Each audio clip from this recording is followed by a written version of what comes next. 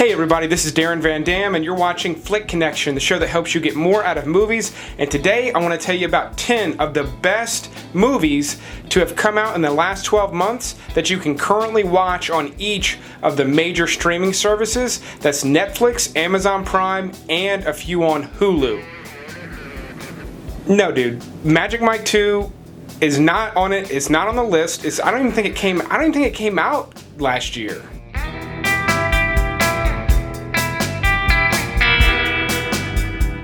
Alright, I am not ranking these like I normally would, but we're just going to start off with all the ones on Netflix. And starting off with Netflix, they just added Coco this past month, and it really is one of the better movies on the platform right now.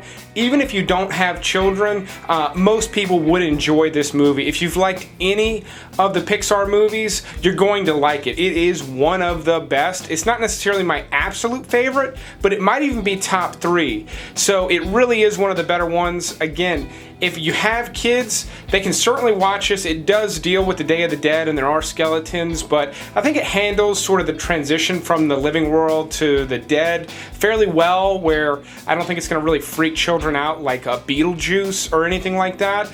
So I think the whole family can watch it, but if you're in your 20s, 30s, if you're in your 40s, you're probably not really going to dig it, but I think most audiences will really enjoy this movie a lot. Pixar, aside from their movies just looking beautiful, they do a very good job telling a story. Watching Coco, even though I didn't personally identify with it, I really loved the story and didn't feel like, as someone that watches a ton of movies, I didn't feel like I was watching something I've seen already, which is huge nowadays. Thor Ragnarok is also currently on Netflix, and it is one of the better new releases on the platform, and really, in my opinion, one of the better Marvel movies, certainly one of the better ones to have come out recently. It's a lot of fun. It just goes in a new direction. I personally have not enjoyed any of the Thor movies. That said, I really enjoyed this one, Thor Ragnarok. It's a lot of fun. It's got this cool sort of like 80s vibe in a neat way. Like, it feels like something fresh and different. It's got some humor to it, similar to Guardians of the Galaxy, which is another reason I really liked it. But the story's fairly solid. It's just, if you maybe passed on it because you haven't liked some of the other Marvel movies, you definitely should at least give this one a little bit. If you think you could potentially like it, if you just hate all the Marvel movies, don't bother. But you do get to see Jeff Goldblum melt people with a stick, so at least there's that. Now, Lady Bird was nominated for multiple Academy Awards. It's really one of the smaller movies to have been nominated for Best Picture last year. And it is a good movie. It is not for me because it is about a teenage girl and all the things that she's going through. But I think if it sounds like you might identify with that, regardless of your age, you will like this movie. I, at least from my perspective, felt like it was very well done. It was very well directed. It was enjoyable to watch, even though I really had no way of connecting with any of the main characters. I was aware of that going into it, so I really didn't have an issue with that. Particularly younger women that maybe have just recently graduated from college, or that are maybe even in their late 20s, are probably really going to like this one. If you fall into that demographic and you didn't like this, let me know in the comments below. I'm real curious.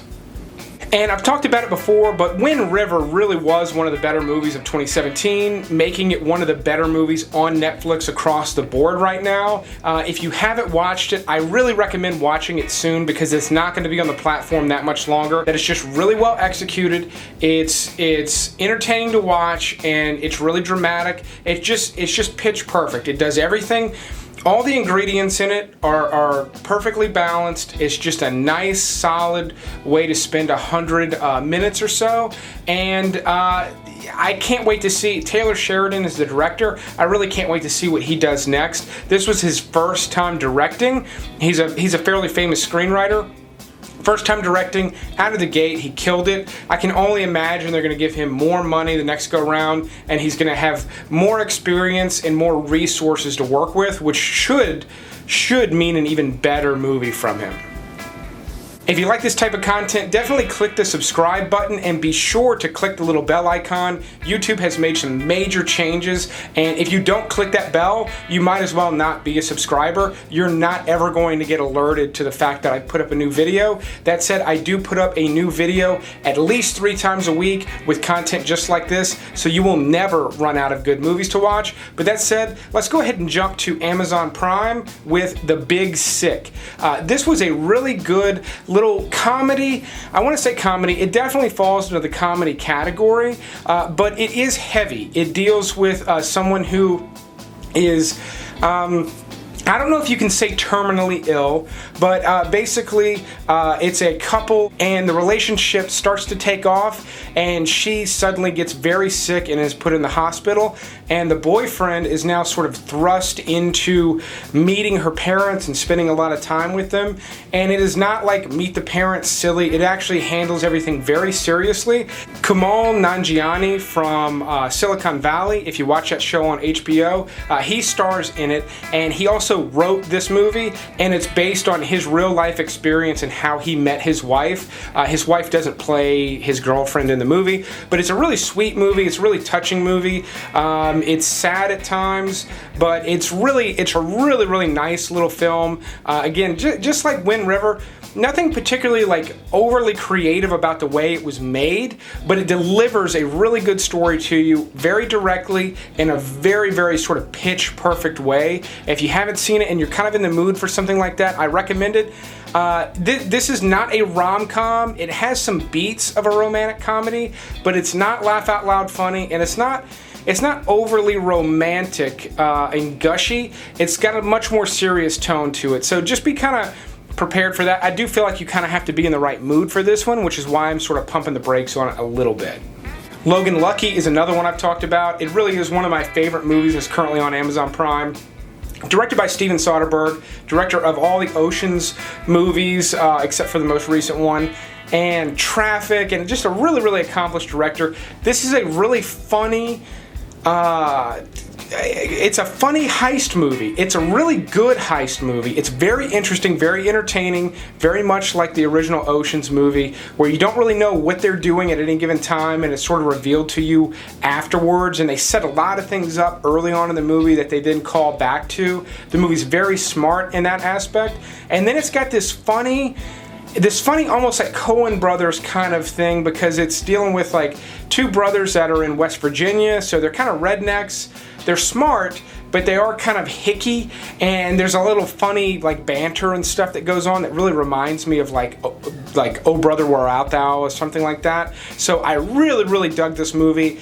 A lot of you have already seen it because I've recommended it, but if you have not picked it up yet, I'm urging you to check it out soon, because again, it's not going to be on Amazon Prime forever. And then one that people are 50-50 split on is It Comes at Night. I think it is one of the better. It's not quite a horror movie, so it doesn't fall into that category, but it almost is. It's one of the better like genre bender movies to have come out last year, and it disappointed a lot of people because it sort of sets something up that it never delivers on. That said, I was really into this movie all the way through. I was a little bit let down, but after reflecting on it, I really thought it was a solid film. I think I'll just go ahead and say the title and the marketing for this one promised something that does not happen, which is okay. Now, some people would argue, no, that's bullshit. They're also right, but if you forget about what the title of this movie is, it is a very interesting experience. So I ultimately really enjoyed this one. On Hulu, Tonya, which got nominated for a bunch of awards, stars Margot Robbie, and is about it's the Tonya Harding story, and it goes through really her whole career all the way up into the Olympics, where the tragedy happens. If you're younger and you don't know that story, watch this movie. It's very interesting. I will say there is a lot of domestic violence in this movie, and it's also funny at times. The domestic violence isn't, but the movie is. I personally kind of struggle with that because the movie sort of yo-yos back and forth between this weird sort of like family dynamic and, like I said, domestic violence, like pretty rough domestic violence. And for me, it was very distracting. I had trouble like locking into what the tone was supposed to be, and I think that's kind of the point. I think they were trying to sort of like jerk you around a little bit, and if that was a point, then they accomplished it. I personally, I don't know, I felt like it kind of like spoiled it a little bit for me, but that said, it is one of the better movies to have come out last year, and it is easily one of the better movies to be on Hulu right now because there's not much to pick from there. Now, one that almost nobody saw from last year, but that did get nominated for an Academy Award for Best Animated Feature is Loving Vincent. Now this one is very dry, it's not going to entertain you too much. It's about Vincent van Gogh, but the reason to watch this one is if you look at the animation style I'm showing you, this is actually all hand painted. Every frame is hand painted. It's not a computer program that's making it look like a painting. It is actual paintings. Now obviously if you look at it, you can tell they filmed a lot of this and they're painting over it, but still just an incredible feat. It took years to complete this. It's really just worth watching just for the visual feast. If you have any interest in Vincent van Gogh's life, you'll be interested in this movie. But even if you're not, if you're just a fan of fine art or anything like that, or you want to see something new and different, this would definitely be one to pick up. Especially if you're a person like me that feels like you've seen everything, why not give something really different like this a chance? Speaking of different and things on Hulu, there's a movie called The Square, which is mixed foreign language. There's some English, there's some subtitles, but it's basically takes place in an art gallery. It's got some really interesting commentary on modern art. Visually, this movie's really incredible. It's got a really sort of quirky, weird story to it. It's got some really bizarre scenes in it. It's one of the weirder movies currently available on Hulu, and I've really been on a weird movie kick lately, so much that last Friday I recommended 10 of the weirdest movies on Amazon Prime. You can check that video out. I'll put a link in the description below. And then this coming Friday, I've got one prepped and ready to record. I'm actually going to record it shortly for the top 10 weirdest movies you can watch on Netflix. So I'm super into weird at the moment. The Square delivers weird in a really kind of nice, fresh way. So if that's you, if that sounds like you, I highly recommend it.